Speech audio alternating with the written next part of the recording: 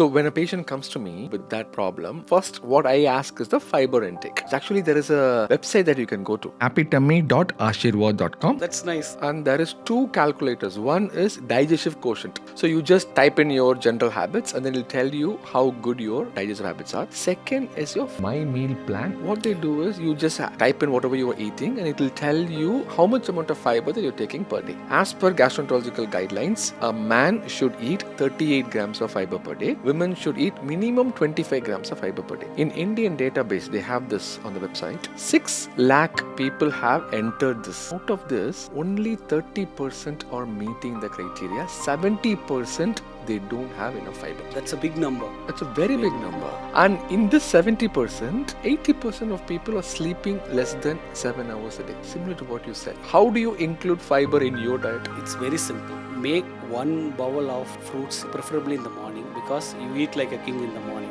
Have a good amount of breakfast and have fruits. Night and afternoon, it's predominantly salad based. You cannot have fruits most of the time. So morning, lot of fruits. Afternoon, in our practice, we have lot of this poriyal sambar.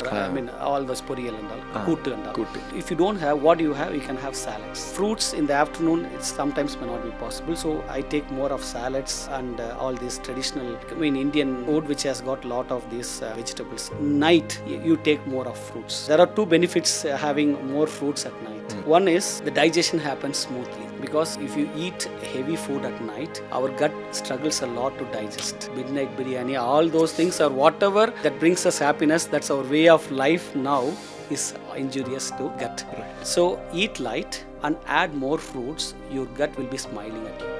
That is how, as you rightly said, why 40 grams, 50, 60 grams also It's you good. can take. It's good. Morning, that particular action, I would say it should be a symphony. Exactly. It's like a musical orchestra. Absolutely. Yeah. Lot of instruments at play are here also. Lot of, whether the pelvic floor, our muscles or the rectum and the other thing, everything should be in harmony. They should play a perfect symphony to get that thing out. Exactly. Indian patients come to my US clinic. They say that, hey, I'm South India. I'm eating white rice. I love my white rice. What should I do? I said, white rice is okay. But the problem is because it is a refined grain, they're removing the whole grain part. And that is why the fiber is lost. So I sometimes say that, I'm a big fan of multigrain atta. Try this Ashirwad atta and it is really tasty. In US, I always recommend that to everybody. So what they say is, you take white rice a little bit, but don't take white rice alone repeatedly. You can replace that with the chapati, whole wheat. 3 chapatis will give you 9 to 10 grams of fiber, whole wheat. Especially if it is multigrain, then they add soya, chana,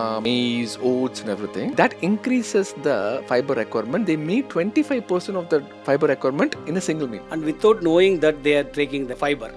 Yes, it's like adding the iodine in the salt. See, you don't make any additional efforts. What I say is, you take additional efforts to make sure that you have at least a portion of it as salads or fruits. What you're saying is, without us realizing that we are having the fiber, you will have it. That's a very good solution, Dr. Pal.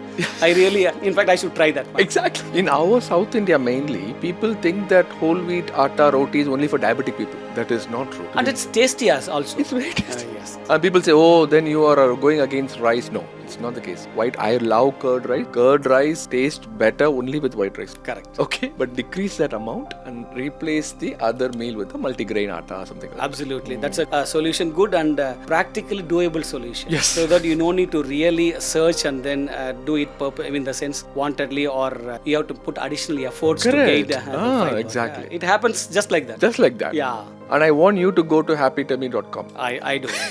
I want you to write your habits. Definitely. And you text me what is your digestive quotient. I'll do it. Probably I should pass. You should pass, exactly. I should not fill in that 70% category. Correct. I should come into 30%, hopefully. But many doctors are in 70%. See, doctors are poor patients. Correct. Everyone knows. We are poor compliant. We have poor compliance with medicines. We are poor patients. I cannot say it in the podcast. So what I do is, if let's say the fiber, they're meeting the 25 grams. The second step in treatment of constipation is we add fiber. like psyllium husk. In the US, there's a company called Metamucil. It's all dried powdered fiber. Right, fiber. There are two kinds of fiber, right? Soluble fiber, insoluble fiber. Soluble fiber is where it dissolves in the blood, in the water, and it slows down your digestion. Insoluble fiber is within the intestine itself. It adds bulkiness to the stool, so that hopefully it will come out. Yeah. But the problem that what you're saying, sir, is despite adding fiber supplements, despite increasing the amount of water, I feel like the most underrated reason for constipation is that dyssynergy of the beautiful orchestra what you talked about.